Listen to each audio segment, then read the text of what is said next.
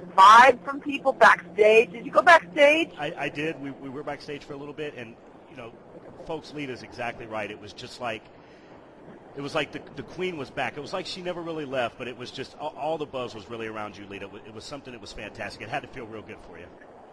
It was amazing. It was amazing. Really, really amazing feeling. And then the stinking hurricanes hit. Yeah. The storms. It's not a fool with Mother Nature. And then the stages get wiped out. You know, it's like God is putting you through the ultimate test here, you know.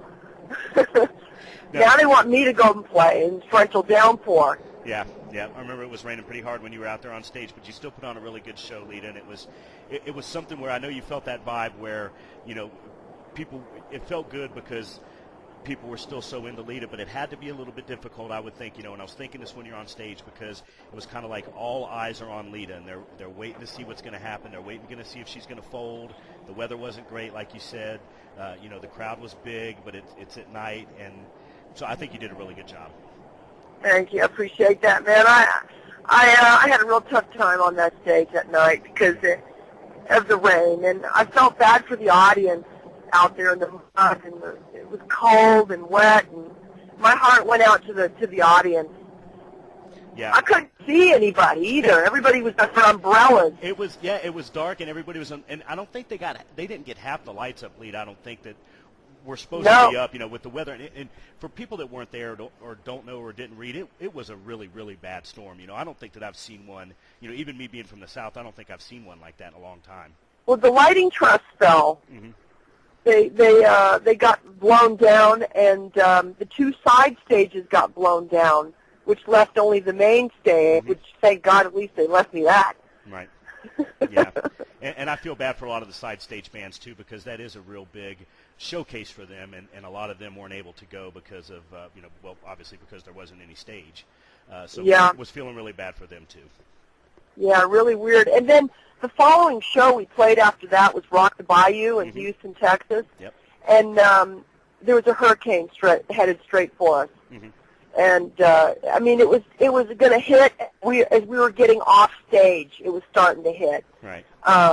So we had to get out of there as soon as we got off stage. We played the show, got out of Houston. Yeah. We actually flew right over it.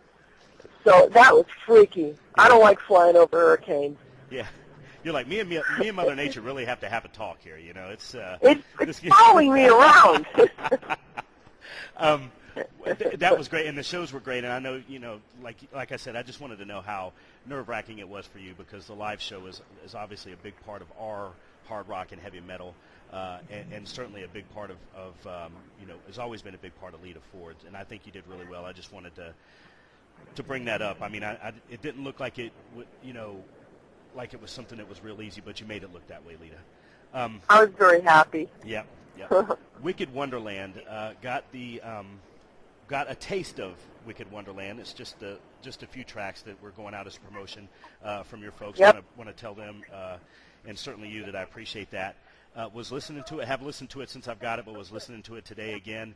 Wanted you to talk a little bit about that. I've seen some of the things that you've said in other interviews where it was just something that was real easy to make. It kind of fell together real easy. And I want to let our listeners know that are going to run out and get this the first week of October.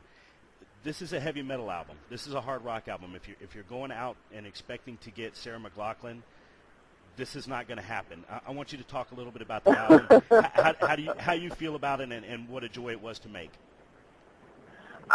Well, we wanted to make something that was really slamming, really heavy. I mean, it's not like vomit metal or anything that. You know, yeah. You know, it's just a rockin' album. Tuned down, lots of guitar riffs, lots of vocal riffs. We've got Jim's vocals all over it, which really helped to add a certain masculinity to the album, which is nice. And a lot of different dimensions of music on this record, which is quite different from the records I've done in the past, where you're pretty much written about, you know, partying and let's go out and party. And Let's party some more. I've seen you describe this So, album as very sexy, and that's what it is. It's it's very mature and sexy. I think that are good things to describe it. Definitely. It's written about our own Wicked Wonderland. Queensryche. We know, of course, a lot of our readers know that you're going out on tour with them. Just really, really looking forward to that. We think it's going to be fantastic to see Jeff Tate singing your songs with you. Tell me a little bit about how that came about, Lita, and how you feel about being up on stage performing with Queensryche. Actually, Queensryche had done this. I believe they did it with Don Dokken. You better not quote me on that. I'm not sure if Don Dokken actually opened for them or got up on stage and jammed with them. They were on tour together.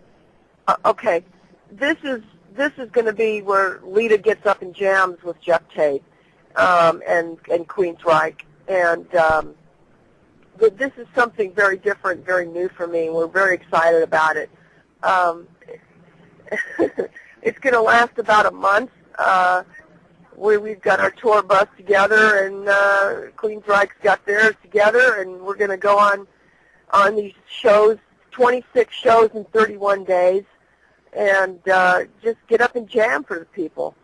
So, and we're not asking anything from Queensryche. They're not asking anything from us other than just music. Great. We need more of that. You're driving obviously through New York traffic, probably, Lita, and I don't want to be responsible for Lita Ford getting in a wreck. That would look really, really bad on my resume. That would suck. Yeah, that would suck for me. Trust me. I get enough death threats.